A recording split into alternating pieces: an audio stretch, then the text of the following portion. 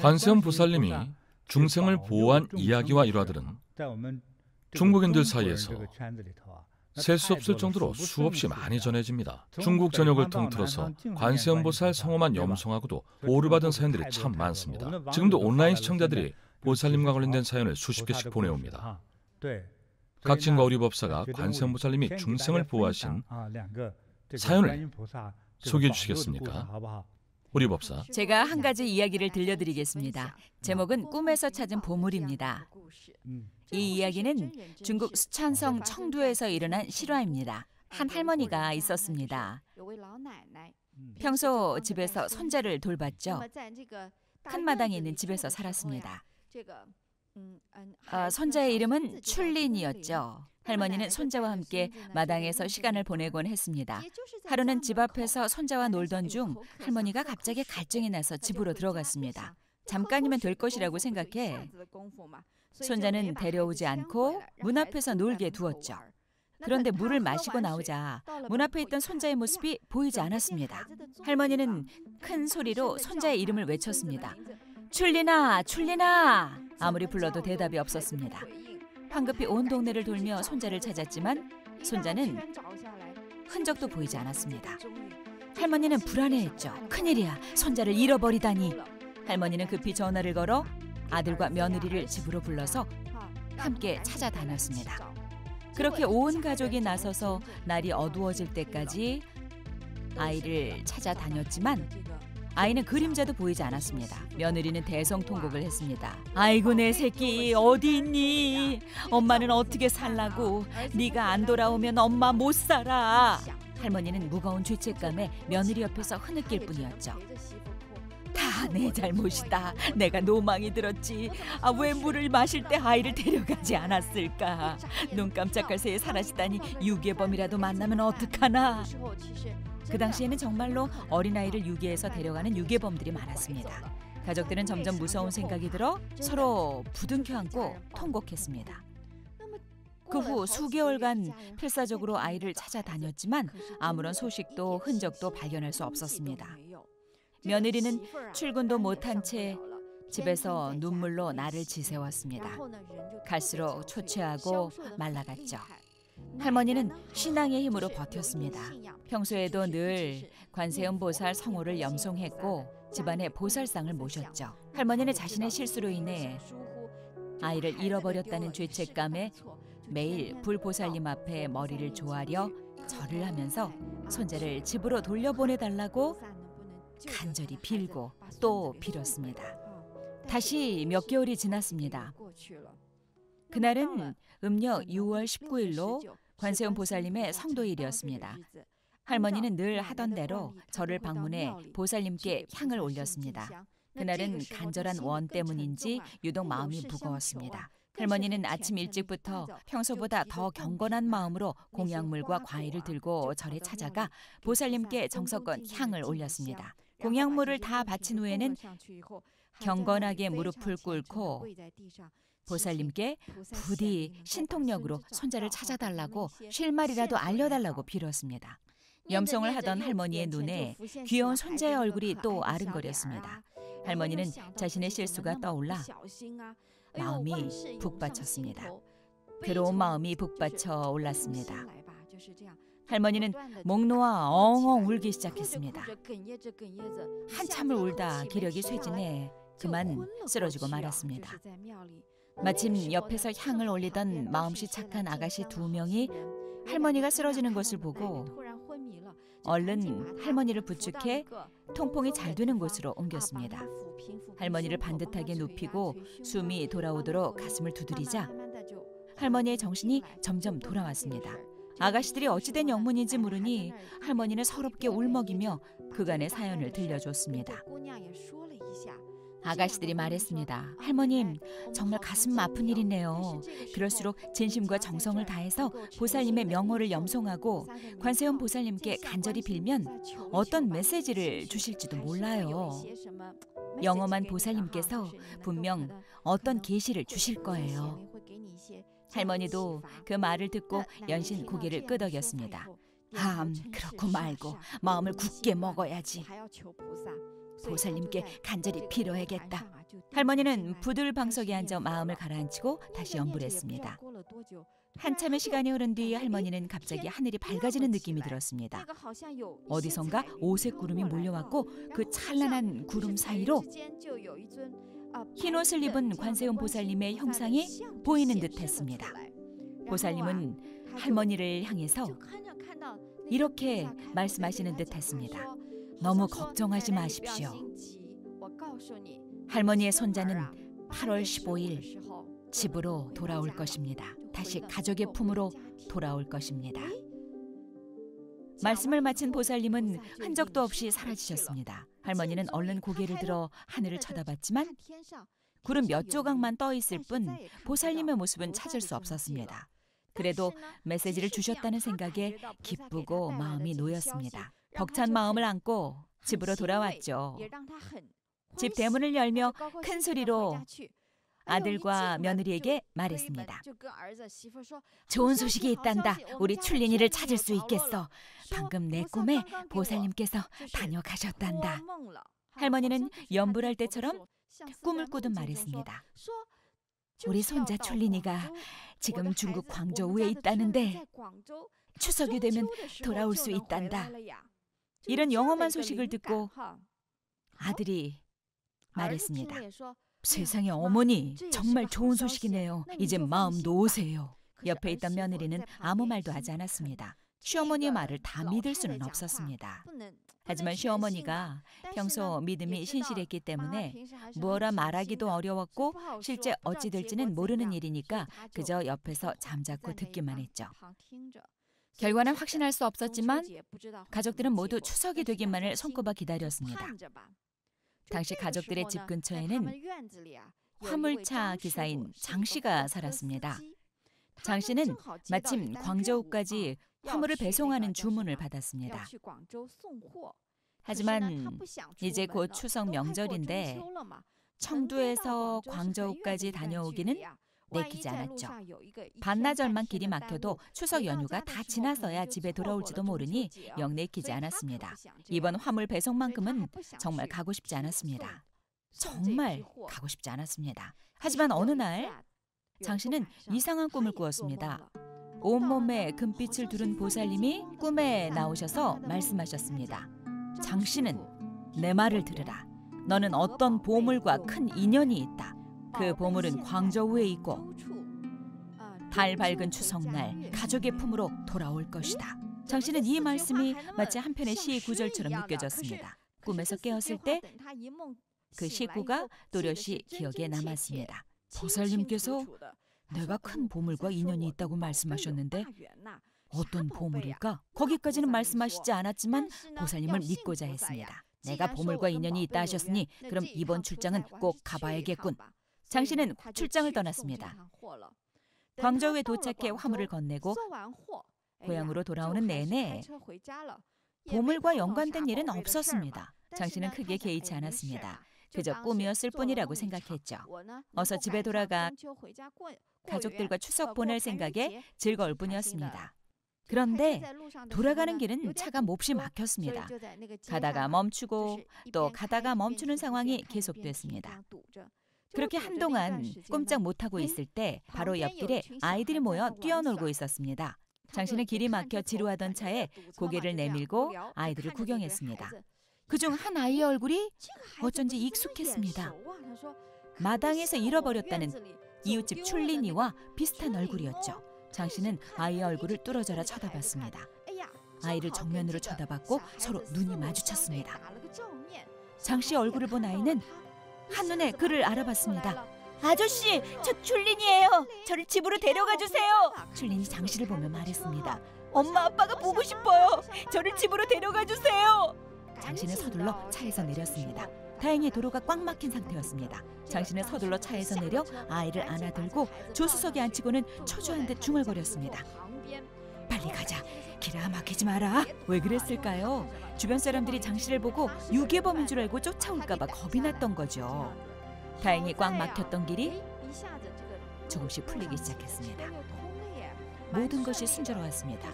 방금까지 차들이 빼곡했던 좁은 길을 벗어나 큰 도로로 나오자 금세 길이 뚫렸습니다. 장 씨는 페달을 힘껏 밟고 도망치듯 차를 몰았습니다. 한참을 몰다 뒤를 돌아보니 다행히 뒤따라오는 차나 유괴범들은 없는 듯했습니다. 장 씨는 그제서야 숨을 돌렸습니다. 그렇게 숨을 돌린 후에야 출린에게 물었습니다. 출린아, 어쩌다 여기 오게 됐니? 저도 모르겠어요. 그날 집 앞에서 놀고 있는데 어떤 아저씨가 다가왔어요. 얼굴이 큰외삼촌 같았어요. 저와 놀아주고 맛있는 것도 사주길래 큰외삼촌을 따라갔죠. 그런데 나중에 알고 보니 큰외삼촌이 아니었어요. 그 이후로는 저도 모르겠어요. 정신을 차려보니 여기였어요. 장 씨는 그 사람이 분명 유괴범일 거라고 생각했습니다. 장 씨가 물었습니다. 그럼 여기로 올 때 그 아저씨는 뭐라고 불렀니? 다른 것은 모르겠고 새아빠 새엄마 성이 왕씨라고 했어요. 그럼 오늘은 왜 밖에서 나가 놀라고 했니? 오늘 새아빠랑 새엄마가 바깥에 볼 일이 있대요. 아까 거기서 친구들과 놀다가 아저씨를 보게 된 거예요. 너무나 신기한 인연이었습니다. 정말로 길에서 우연히 마주쳤던 겁니다. 장 씨는 자초지정을 듣고 나자 한시도 지체할 수 없었습니다. 어서 빨리 고향인 청도로 돌아가야 했죠. 중간에 회사도 들르지 않았습니다. 어서 출린이를 아빠, 엄마, 할머니의 품으로 돌려보내야 했으니까요. 세상에 다시 만난 가족들은 서로를 얼싸안고 울었습니다. 출린이의 아빠, 엄마, 할머니는 장 씨가 옆에 있는 것도 잊은 채 서로 끌어안고 한참을 울다 웃었습니다. 문득 정신을 차리고 장 씨에게 말했습니다. 정말로 고맙습니다. 너무나 큰 은혜를 입었어요. 아이를 찾아서 무사히 돌려보내주시다니. 아이고, 관세음 보살님 정말로 감사드립니다. 그날은 추석 명절이라 고향으로 가는 날이었죠. 온 가족이 한자리에 모이다니 참으로 커다란 은덕입니다. 장 씨 아저씨도 오늘 우리 집에서 함께 명절을 보내는 건 어때요?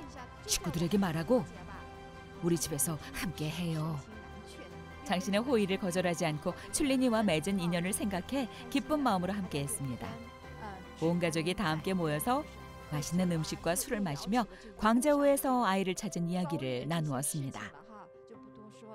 한참 후 출린이의 부모님이 출린에게 말했습니다. 출린아, 오늘 너는 장 씨 아저씨 덕분에 집으로 돌아올 수 있었단다. 아저씨의 은혜에 감사드리고 평생 아저씨를 잊어서는 안 된다.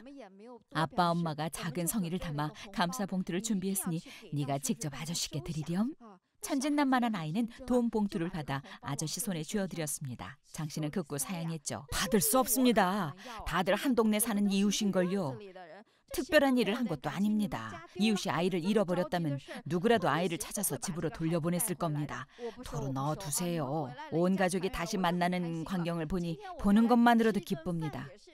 오늘 함께하는 식사 자리도 집안에 경사가 난 것처럼 무척 즐겁습니다. 이때 야무진 출린이가 장 씨에게 말했습니다.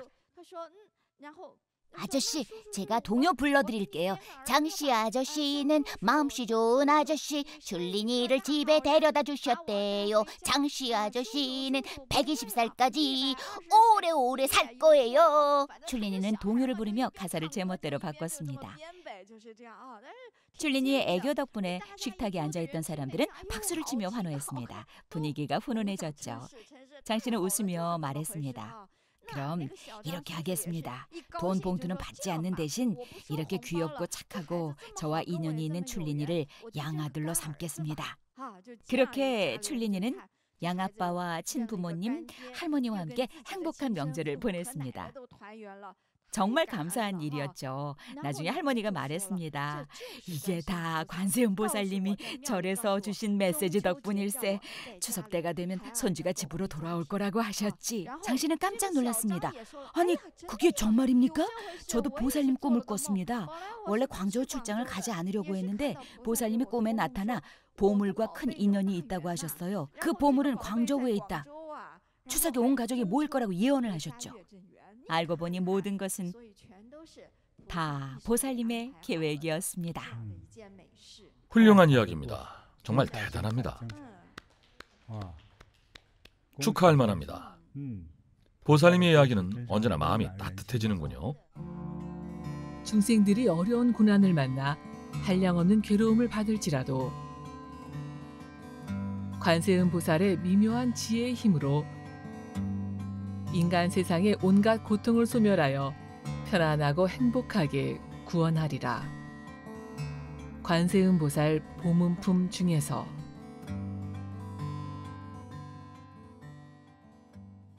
각신법사. 온라인 시청자들께서 직접 보살님의 도움을 받은 사연을 올리셨는데 다 좋은 이야기들입니다. 우선 보리선수 제자 재상님의 사연입니다. 보살님이 주신 망정수라는 제목까지 붙이셨네요. 그분은 집안에 줄곧 관세음보살 탕카를 모셔왔지만 전에는 보살님과의 소통을 시도해 본 적이 없었습니다. 그런데 몇 년 전 큰 이별의 시련을 겪고 나서 괴로움과 우울감에 빠졌습니다. 무려 한 달이나 지속됐죠. 제일 심각했을 때는 슬픔과 비참함이 밀려와 마치 무거운 산에 짓눌리고 거친 바다에 휩쓸리는 것처럼 너무 고통스러웠습니다. 그러다 인터넷에서 우연히 어떤 글을 읽게 됐습니다. 시련처럼 힘든 상황에 닥쳤을 때 관세음보살님께 정성껏 기도하면 망정수를 내리시는데 시련의 아픔을 잊게 한다는 내용이었죠. 그분은 그날 밤 당장 탕카 앞에 정화수 한 그릇을 놓아두고 진심과 정성을 다해서 관세음보살 성호를 염송했습니다. 관세음보살님이 자신의 괴로운 마음을 풀어주시기를 간절히 바랐죠. 관세음보살님이 정화수를 가피해 망정수로 바꿔주시기를 빌었습니다. 1시간쯤 염송을 하자 문득 관세음보살님이 이미 가피하셨다는 생각이 들어서 정화수를 단숨에 마셔버린 뒤 지쳐서 잠에 빠졌습니다. 그날은 단잠에 푹 빠졌죠. 다음 날 아침 눈을 뜨자 기적이 일어났습니다. 몇 주 동안 계속된 부정적 감정 때문에 피로감은 여전했지만 마음은 전혀 괴롭지 않았습니다. 슬픔도 미련도 남아있지 않고 모든 감정이 지나가 버렸습니다. 순간 깊이 깨달았습니다. 관세음보살님이 가피로 나를 보살피시지 않았다면 당시 마음이 썩어 문드러진 상태에서 이렇게 전사처럼 다시 우뚝 일어서지 못했을 거야. 보살님께 깊이 감사드렸습니다. 관세음보살님이 중생을 고난에서 구하신 일화는 많이 들어봤지만 본인이 직접 체험한 것은 이번이 처음이었습니다. 관세음보살님의 자비로운 제도에 감사드립니다. 망정수는 정말 존재합니다. 보살님께 감사드립니다. 아무래도 많은 분들이 망정수를 찾으실 것 같네요. 그래서 반드시 집안에 관세음보살님을 모셔야 합니다. 탕카도 좋고 불상도 좋습니다. 정말 소원을 들어주십니다. 이번에는 관세음보살님과 관련된 재미난 이야기를 들려드리겠습니다. 차오즈님의 사연인데요. 저희 센터에 주회의 회원님께서 첫째는 아들을 낳으셨습니다. 그리고 둘째를 임신하셨죠. 그 부부는 딸을 원했습니다. 아들, 딸이 고루 있기를 바라셨죠. 임신 6개월 때 산부인과에서 사내 아이라고 했습니다. 둘째도 아들이었죠. 하지만 재미있는 것은 그 후 부부가 보살님께 기도하고 등 공양을 했더니 기적이 일어났습니다. 둘째를 낳고 보니 예쁜 따님이 나왔답니다. 정말 신기하네요. 박수를 보냅니다. 재밌는 일이군요. 딸을 바랐더니 딸이 나왔네요. 그러니까요. 정말 신기하죠. 불가사의한 일이군요. 실제 일어난 사연이 하나 더 있습니다. 보리선수 회원이 겪은 일입니다. 그분은 베트남 화교인데 캐나다에 이민 왔습니다. 저희들에게 자신의 아버지에게 일어났던 일을 들려줬습니다. 그분의 아버지는 베트남에 있을 때 아주 유명한 의사였습니다. 한 진료소의 원장이었어요. 지금으로 치면 병원장이죠. 당시 아버님은 젊고 그분은 아직 어릴 때였습니다. 형제 자매는 4-5명이었고 어머니는 가정주부였죠. 화목한 가정이었습니다. 그러다 베트남 전쟁이 일어나서 북베트남과 남베트남으로 분열되고 두 진영이 전쟁을 시작했죠. 군인들도 부상을 입었습니다. 당장 군인의 목숨이 위태로운데 무슨 진영을 따지겠습니까? 전쟁에서 부상당한 군인은 곧바로 진료소로 이송됐습니다. 당시 그분의 아버지는 매우 인자한 의사였습니다. 진영을 따지지 않고 진료소로 이송된 위급 환자는 누구든 즉각 수술을 했고 많은 군인의 목숨을 살려냈습니다. 그런데 뜻밖에도 당시 집권 군부 세력이 어느 날 아버지를 잡아갔습니다. 무슨 죄명을 씌웠는지 아십니까? 죄목이 반란군 지원이었습니다. 반역 혐의가 있다는 뜻이죠. 그러니까 역적으로 몰렸던 겁니다. 왜 적군을 살렸느냐고 추궁했죠. 아버지는 억울함을 호소했습니다. 저는 의사입니다.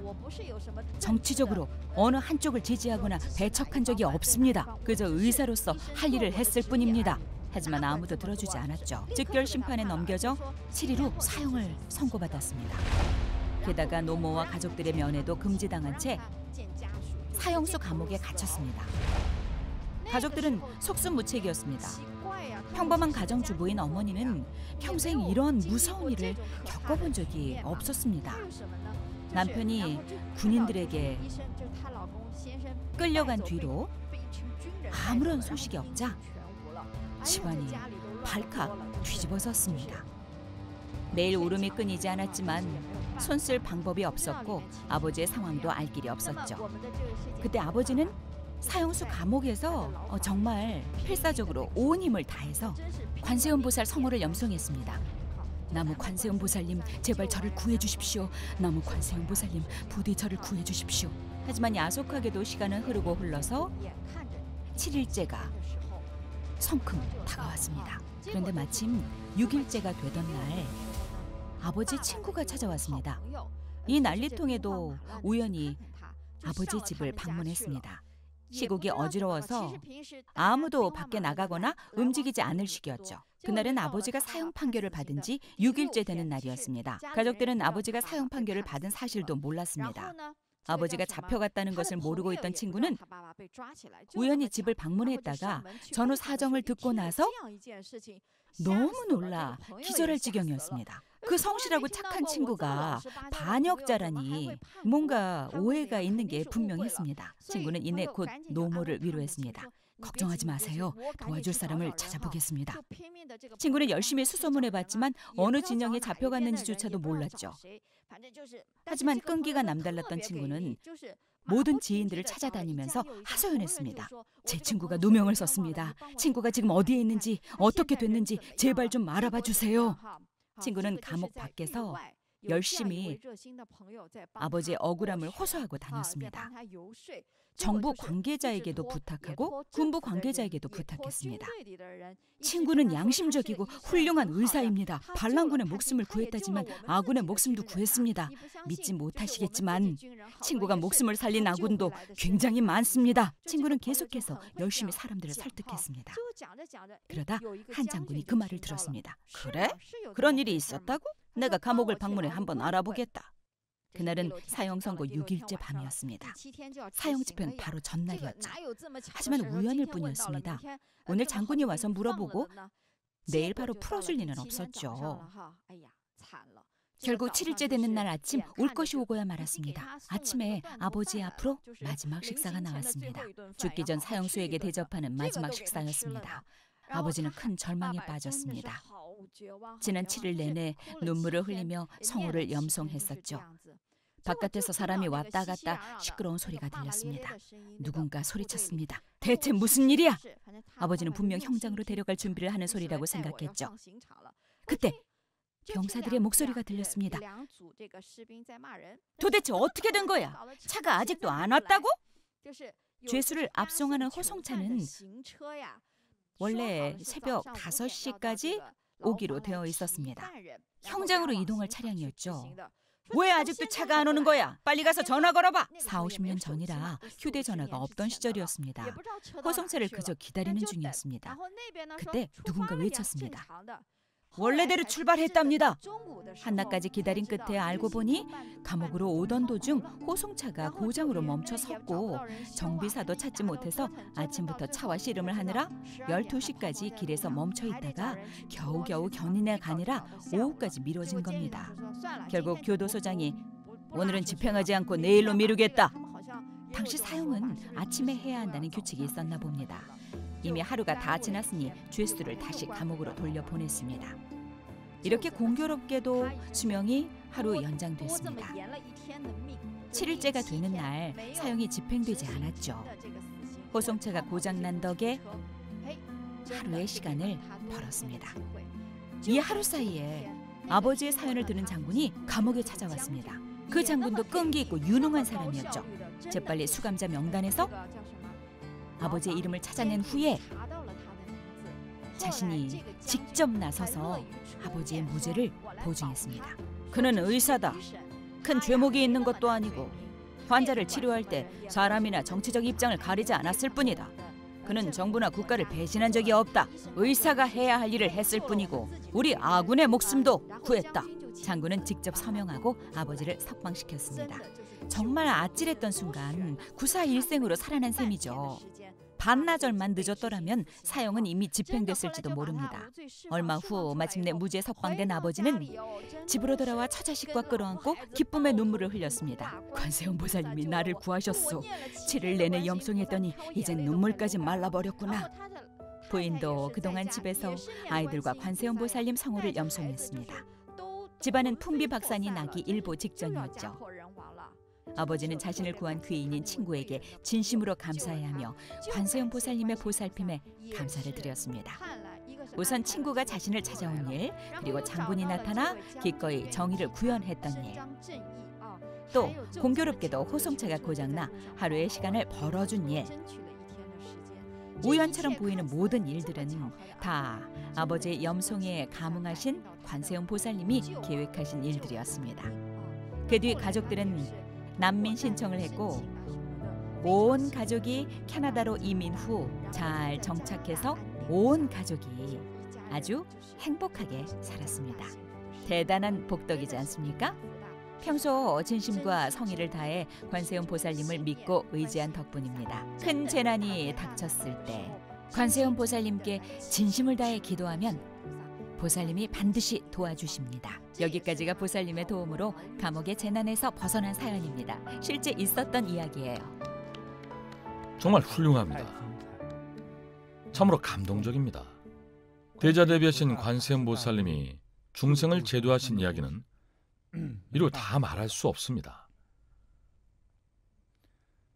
특히 최근 몇 차례 진행했던 부처님의 경지를 탐색하다 수업의 주제가 무엇이었죠? 지난 몇 번의 수업 주제는 바로 나에 대한 인식이었습니다. 지금도 마찬가지입니다. 제일 먼저 소와, 다음이 대야, 지금은 무엇입니까? 무와, 용화입니다. 불교에서 말하는 최고의 경지입니다. 더 높은 경지의 탐색은 아무런 의미가 없습니다.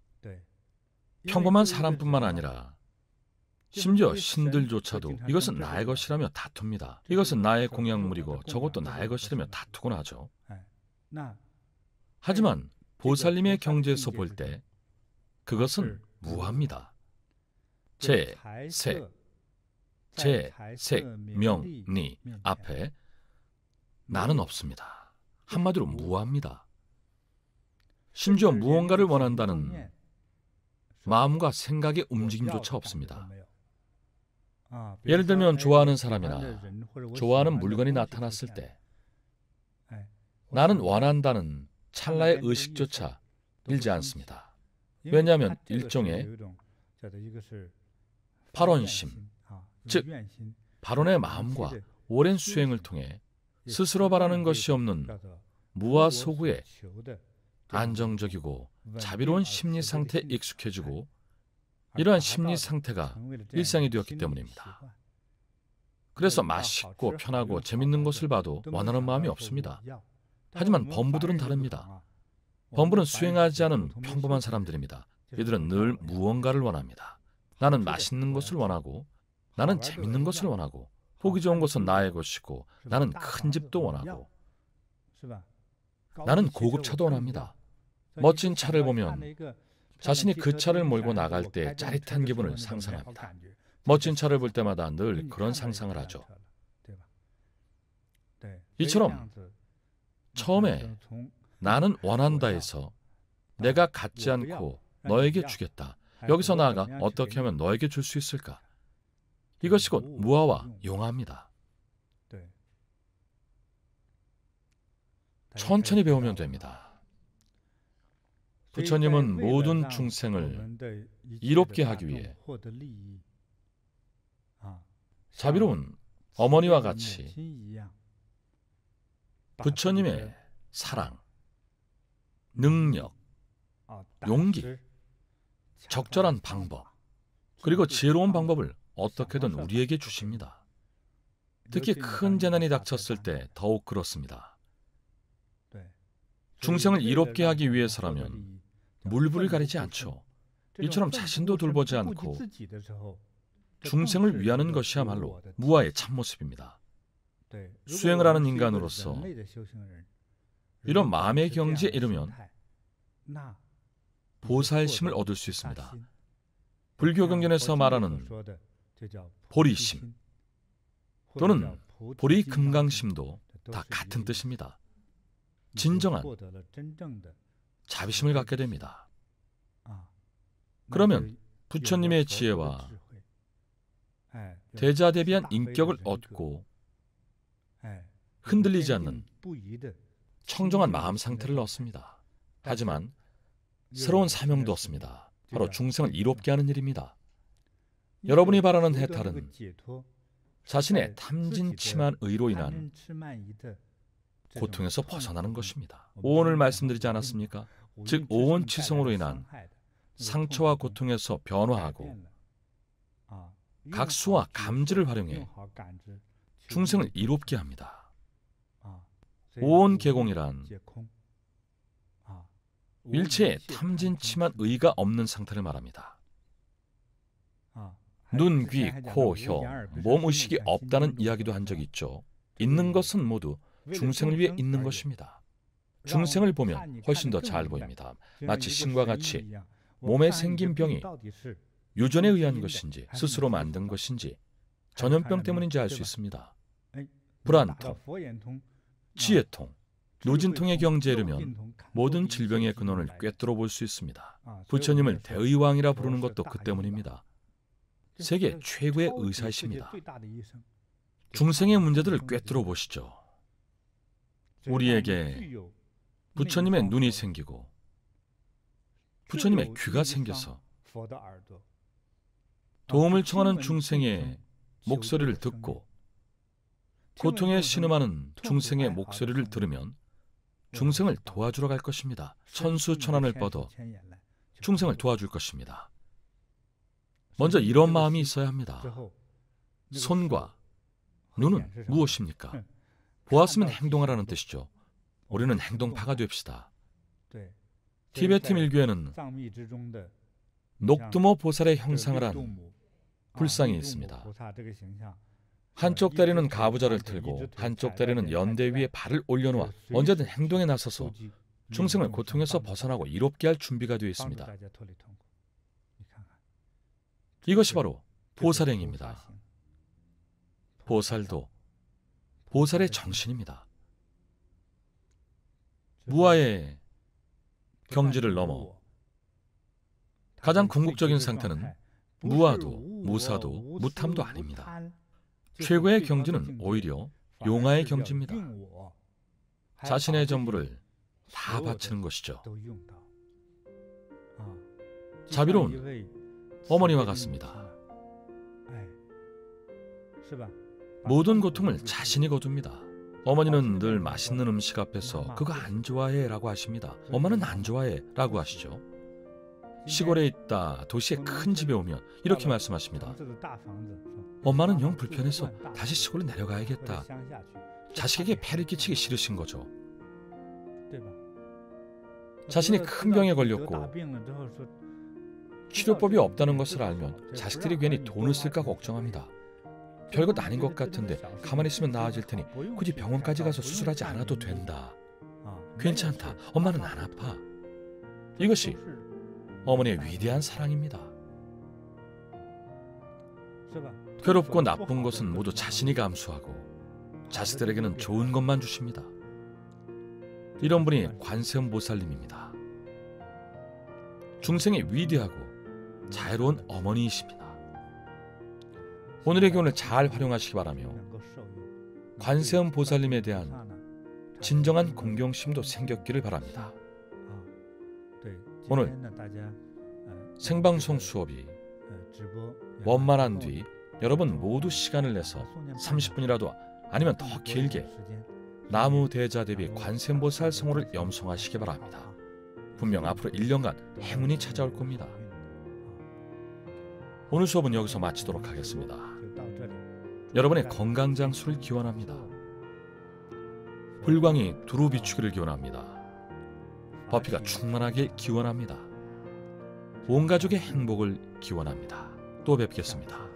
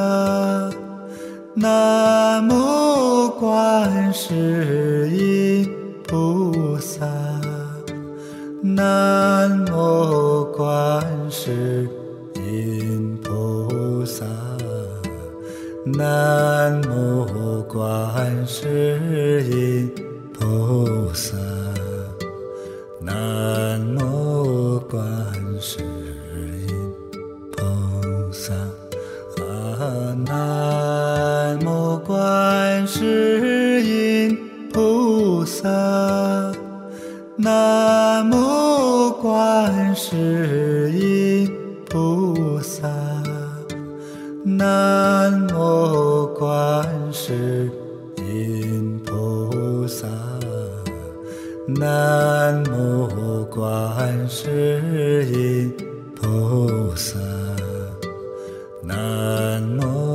观世音菩萨，南无观世音菩萨，南无观世音菩萨，南无观世音菩萨，南无观世音菩萨，南无观世音菩萨，南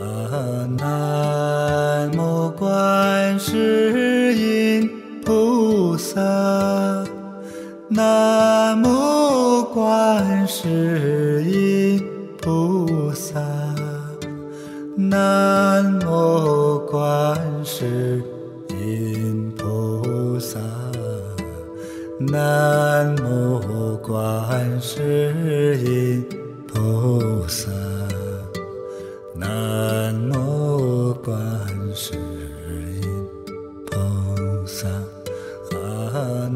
南无观世音菩萨，南无观世音菩萨，南无观世音菩萨，南无观世音菩萨，南